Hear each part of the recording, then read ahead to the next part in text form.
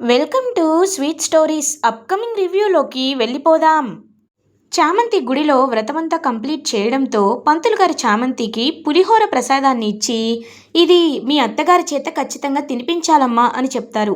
So చామంతి ఆ పులిహోరను తీసుకొని ఇంటికి వస్తుంది. చంద్రిక ఏమో చామంతి ప్రసాదం తేవడంతో ఇప్పుడు ఇది ఇంట్లో వాళ్ళందరూ తినాలి అంటే మనం నార్మల్గా చెప్తే తినరు, ఇది టిఫిన్గా పెడితే తింటారు కదా చామంతి, నేను ఇదే టిఫిన్ అని చెప్తాను అని ఇంకా అలా పులిహోరను తీసుకొని వెళ్తే రమాదేవి ఒక్కసారిగా షాక్ అయిపోతుంది. ఏయ్, ఏంటి పొద్దున్న పొద్దున్నే టిఫిన్ అంటే ఇడ్లీనో దోశో పూరీనో ఉండాలి, అలాంటిది ఏంటిది ఈ పులిహోర, నేను తిన్ను అని అంటారు. మేము కూడా తినం అని అంటుంది రోజా. రే అరుణ్, వెంటనే ఆన్లైన్లో ఆర్డర్ పెట్టరా, ఈ టిఫిన్ మనకు అక్కర్లేదు అని ఇంకా రమాదేవి అక్కడి నుండి వెళ్ళిపోతుంది. సో చామంతి చాలా కంగారు పడుతుంది. ఇప్పుడు నేను ఏం చేయాలి, ఎందుకు ఇలా జరుగుతుంది అని చెప్పి ఇంకా పాపం చాలా బాధపడుతుంటే ఒక్క నిమిషం చంద్రిక అని అంటారు హర్షవర్ధన్. వెంటనే హర్షవర్ధన్ వైపు చూస్తూ ఉంటుంది చంద్రిక. చంద్రిక నాకివ్వు, నేను తింటాను అని చెప్పి హర్షవర్ధన్ అయితే ప్లేట్లో ఆ పులిహోరని పెట్టించుకుంటారు. తర్వాత పాపం ఇంకా హర్షవర్ధన్ తింటూ ఉంటే చామంతి అలా చూస్తూ ఉంటుంది. చంద్రిక ఇంకెవరికి తెలియకుండా అలా పక్కకి వెళ్ళి చంద్రిక కూడా ఆ ప్రసాదాన్ని అయితే తింటుంది. సో రమాదేవి ఏమో కోపంగా చూస్తూ ఉంటుంది. అయినా మనుషులు అన్నాక కొన్నిసార్లు అడ్జస్ట్ అవ్వాలి, కానీ నీకు తెలియదు కదా రమా, ఆన్లైన్లో ఫుడ్ ఆర్డర్ పెట్టుకోవడం మంచిదో కాదో అని చెప్పట్లేదు, కానీ ఒక మనిషి వండినప్పుడు ఆ వంటకి వాల్యూ ఇవ్వాలి, అది ఎప్పటికీ మీలాంటి వాళ్ళకి తెలియదులేరమ్మా. చంద్రిక నాకు ఇంకా కావాలి అని చెప్పి ఇంక పెట్టించుకుంటూ ఉంటే రమాదేవికే ఇంకా కాస్త షైగా అనిపిస్తుంది. ఇప్పుడు హర్షని నేను ఎలా అయినా హర్షని గ్రిప్లో ఉంచుకోవాలి, కాబట్టి హర్షతో నేను పాజిటివ్గా ఉండాలి. ఒకవేళ ఇలానే నేను బిహేవ్ చేస్తూ వెళ్తే హర్ష ఖచ్చితంగా నాకు దూరం అయిపోతాడు, అలా జరగకూడదు అని మనసులో అనుకుంటూ చంద్రిక ఏంటి నువ్వు, ఏదో కోపంలో అనేస్తాను, తీసుకెళ్ళిపోతావేంటి, నాకు పెట్టు, హర్ష ఏది తింటే నేను అది తింటాను అని చెప్పి ఇంక పెట్టించుకుంటుంది. చామంతి చాలా హ్యాపీగా ఫీల్ అవుతుంది. ఇది ఇలా ఉండగా ఆఫ్టర్నూన్ అవుతుంది. ఇంకలా చామంతి ఎగ్జామ్స్కి చక్కగా ప్రిపేర్ అయ్యి ఎగ్జామ్స్ రాయాలి అని చెప్పి బయలుదేరుతూ ఉంటే గుణ ఏమో చామంతిని ఎగ్జామ్ రాయనివ్వకుండా ఆపాలి అని ప్రయత్నాలు చేస్తాడు. కరెక్ట్గా ఎగ్జామ్ సెంటర్కి వచ్చేటప్పటికి ఇంక ప్రేమ్ ఏమో చామ్కి ఆల్ ది బెస్ట్ చెప్తారు. చామ్, నువ్వు ఎగ్జామ్ బాగా రాయాలి, అర్థమైందా అని అంటారు. అర్థమైంది బాబు అని లోపలికి వెళ్తుంది చామంతి. కానీ అక్కడ హాల్ నంబర్ని చామంతికి మార్చేస్తాడనమాట, అంటే మ్యానిపులేట్ చేస్తాడు. చామంతి తన రూమ్ నెంబర్ చూసుకొని వెళ్తూ ఉంటే ఒక అమ్మాయి వచ్చి, మీరు వెళ్తుంది 604కా, ఆ రూమ్ నెంబర్ కాదండి 600కి మార్చారని చెప్పి కావాలనే డైవర్ట్ చేస్తాడు. ఓ అవునా అని చెప్పి ఇంక చామంతి కూడా పాపం తెలియకుండా 600 రూమ్కే వెళ్తుంది. వెళ్ళి చూసేసరికి అక్కడ గుణ రౌడీలతో ఉంటాడు. ఒక్కసారిగా విల్ బి షాక్డ్ అనమాట చామంతి. సో డోర్స్ క్లోజ్ చేసేస్తారు. చామంతి ఎంత తప్పించుకోవాలని ప్రయత్నించినా చామంతి చేతిలో ఉన్న ప్లాంక్ అండ్ హాల్ టికెట్ని లాక్కుంటాడు గుణ. ఒక్కసారిగా షాక్ అయిపోతుంది చామంతి. గుణ గుణ ఏం చేస్తున్నావు, దయచేసి నా హాల్ టికెట్ నాకు ఇచ్చేసే గుణ అని అంటుంది. లేదు, ఈ హాల్ టికెట్ ఇస్తే నువ్వు హ్యాపీగా వెళ్ళి ఎగ్జామ్ రాద్దాం అనుకుంటున్నావు కదూ, అలా జరగదు అని అంటాడు గుణ. గుణ ప్లీజ్ గుణ, ఇది నా లైఫ్, ఇది నా కెరియర్, ప్లీజ్ గుణ అని అంటుంటే సరే సరే నువ్వు ఇంత ఏడుస్తుంటే చూడలేకపోతున్నాను, ఓ పని చేద్దాం, నువ్వు కళ్ళు మూసుకో, నేను నీ మెళ్ళో 3 ముళ్ళు వేసేస్తాను, నీ భర్తగా అయిపోతాను, అప్పుడు నువ్వు ఎగ్జామ్ రాసుకుంటావో ఏం చేసుకుంటావో నీ ఇష్టం, సరేనా అని అంటాడు.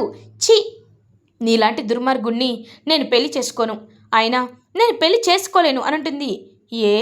ఎందుకు పెళ్లి చేసుకోలేవు, ఖచ్చితంగా చేసుకోవాల్సిందే, చేసుకొని తీరాల్సిందే అని చెప్పి ఇంకా అలా చామంతి దగ్గరికి వస్తూ ఉంటే అనుకోకుండా పెద్ద గాలి వచ్చి చామంతి మెళ్ళలో ఉన్న తాళి అనేది బయటపడుతుంది. అది చూసి గుణ ఒక్కసారిగా షాక్ అయిపోతాడు. ఏయ్ ఏయ్ ఏంటి ఏంటి తాళి అంటే, నీకెప్పుడో పెళ్ళైపోయిందా, అయిపోయి కూడా అవ్వనట్టు నటిస్తున్నావా, అంటే ప్రేమ్ని కూడా ఇలా కావాలనే ట్రాప్ చేసి ఏయ్ అని గుణ చెంప పగలకొడుతుంది చామంతి.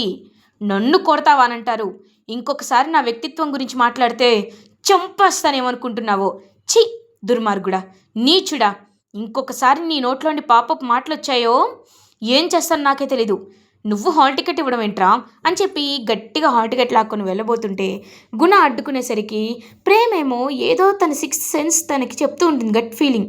చామ్కేంటి ఇంకా నాకెందుకో ఏదో తేడాగా అనిపిస్తుందని చెప్పి ఇంకలా చూసేసరికి చామంతి ఏమో ఈ గుణ చేతిలో ట్రాప్ అవ్వడం కనబడుతుంది. ఇంకా వెంటనే బయలుదేరుతాడనమాట ప్రేమ్. ఇంకా బయలుదేరి గుణాన్ని బాగా కొడతాడు. కొట్టి కొట్టి ఇంక వెంటనే అలా, రేయ్ ఇంకొకసారి చామంతి జోలికొచ్చావో చంపేస్తా అని అంటాడు. సార్ సార్ మీకు విషయం తెలియదు సార్, ఈ చామంతికి ఆల్రెడీ పెళ్ళైపోయింది సార్, కావాలనే మనల్ని మోసం చేస్తుంది సార్, పెళ్ళి కానట్టు నటిస్తుంది సార్ అని అనేసరికి షటప్, జస్ట్ షటప్, చామంతి మెళ్ళో తాళి కట్టింది నేనేరా అని అంటాడు ప్రేమ్. ఒక్కసారిగా ఆ మాట విని షాక్లో ఉండిపోతాడు గుణ. చామంతి కూడా షాక్లో ఉండిపోతుంది.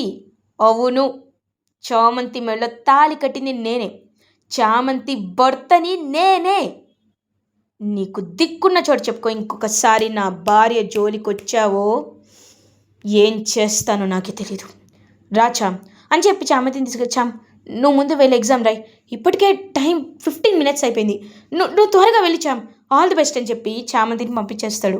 చామంతి మాత్రం అలా స్టన్ అయిపోయి ఉండిపోతుంది. బికాజ్ ప్రేమ్కి విషయం ఎప్పుడు తెలిసింది అండ్ ఇలా ఎలా రియాక్ట్ అయ్యారని చెప్పి చామంతి కన్ఫ్యూజ్డ్గా ఉండే ఎగ్జామ్ హాల్లోకి ఎంటర్ అవుతుంది. బట్ తన కన్ఫ్యూజన్స్ అన్నిటినీ ఎగ్జామ్ హాల్ బయటే లీవ్ చేసేసి లోపలికి వెళ్ళి ఎగ్జామ్ని పర్ఫెక్ట్గా రాసేసి వస్తుంది. ఇంక ప్రేమేమో చామ్ ఎగ్జామ్ ఎలా రాసావు అని అడగగానే చామంతి హక్ చేసుకుంటుంది ప్రేమ్ని.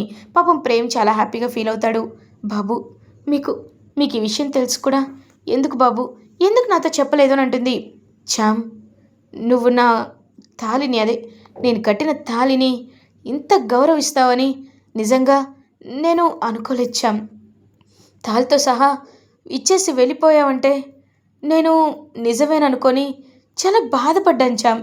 కానీ నువ్వు నా తాళికి గౌరవాన్ని ఇచ్చావు, నన్ను నన్ను భర్తగా గౌరవించావు, అంతకు మించి నాకు ఏం కావాలి చామ్ అని పాపం ప్రేమంటాడు. బాబు ఈ విషయం మాత్రం మనం ఇప్పుడే ఎవరితో చెప్పకూడదు బాబు, ఎందుకంటే ఇంకా మన ముందు చాలా సమస్యలు ఉన్నాయి. ముందు నేను లా ఎగ్జామ్స్ పాస్ అవ్వాలి, నాన్న నిర్దోషిగా విడిపించాలి. రమా అమ్మ అనేసరికి చామ్ స్థాయి భేదం ఇదంతా నేను చూడను. ఒకవేళ అమ్మ ఒప్పుకోకపోతే నాన్న సపోర్ట్ ఉంటాడు కదా, నాన్న ఖచ్చితంగా ఒప్పుకుంటాడు, నాకు ఆ నమ్మకం ఉంది.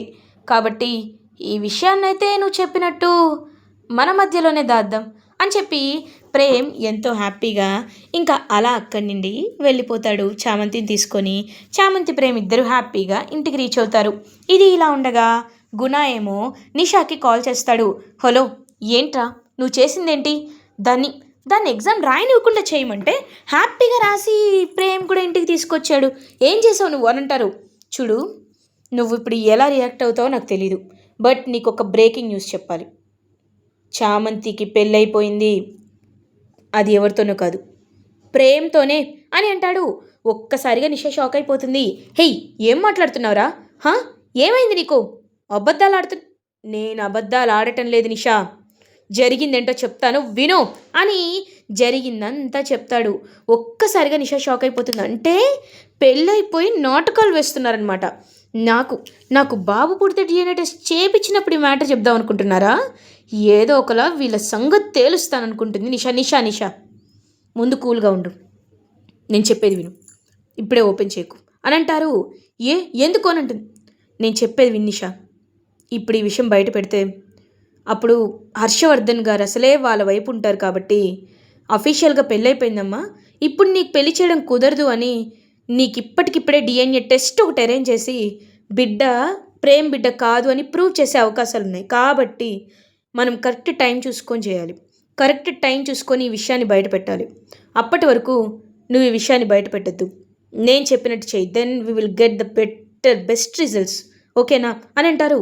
సరే నువ్వు చెప్తున్నావు కాబట్టి ఆగుతాను, నాకు వస్తున్న కోపం కంట్రోల్ చేసుకొని నిషా, ఎప్పుడు బయట పెట్టాలో అప్పుడు పెడదాం అని గుణ కాల్ కట్ చేస్తాడు.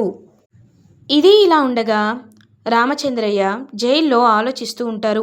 బిడ్డ చామంతి, నా కోసం నువ్వు ఎంత చేసావు బిడ్డ, కానీ నీకోసం నేనేమీ చేయలేకపోతున్నాను అనేసరికి అప్పుడే కరెక్ట్గా కొంతమంది అటువైపుగా గుమిగూడుతూ ఉంటారు. అసలు ఏంటి అని చెప్పి ఆలోచిస్తారనమాట.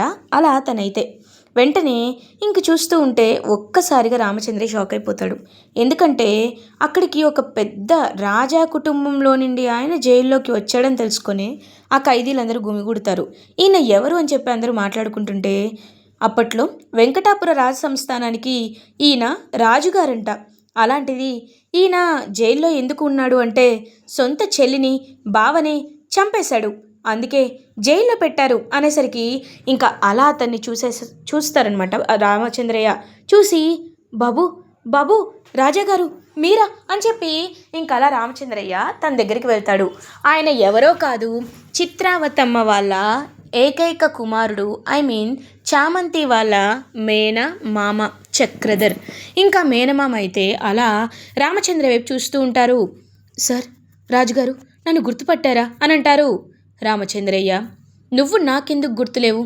నీకు చాలా ముఖ్యమైన బాధ్యతని అప్పచెప్పాను కదా రామచంద్రయ్య, అందుకే నీతో మాట్లాడడానికే నేను ఈ జైలుకి ట్రాన్స్ఫర్ చేయించుకున్నాను అని అంటారు. అయ్యా, మిమ్మల్ని కలవడం నిజంగా నా జన్మ ధన్యమైంది, కానీ ఎలా ఎలా అని అంటారు. చూడు, నేను ఆల్రెడీ లాయర్తో మాట్లాడాను, నీకు తప్పకుండా బెయిల్ వస్తుంది. నువ్వు పెరోల్పై బయటికి వెళ్ళి అసలైన యువరాణి ఎవరు అని చెప్పి ప్రకటించే బాధ్యత నేను నీ చేతిలోనే పెడుతున్నాను రామచంద్రయ్య. ఎందుకంటే ఇంకొక 2 నెలల్లో యువరాణికి 21 ఏళ్ళు నిండుతాయి. అప్పటికల్లా యువరాణి పట్టాభిషేకం జరిగిపోవాలి. విజయదశమి కల్లా యువరాణి పట్టాభిషేకం జరిగితేనే మా సాంప్రదాయం, మా తరతరాల వారసత్వం అనేది నిలబడుతుంది. నీకు తెలుసు కదా రామచంద్రయ్య అని అంటారు. తెలుసు రాజా, తెలుసు. మీరు చెప్పినట్టే నేను వెళ్తాను. వెళ్ళి యువరానమ్మ ఎవరో నేను ప్రకటిస్తాను బాబు అని చెప్పి రామచంద్రయ్య మాటిస్తారు. సో ఆయన ఇంకా అలా చూస్తూ ఉండిపోతారు. ఇలా ఎపిసోడ్ ఎండ్ అవుతుంది. ఫర్దర్ ఎపిసోడ్ రివ్యూస్ ముందుగా మీకు కావాలి అనుకుంటే మా ఛానల్ని సబ్స్క్రైబ్ చేసుకోండి. Thanks for watching.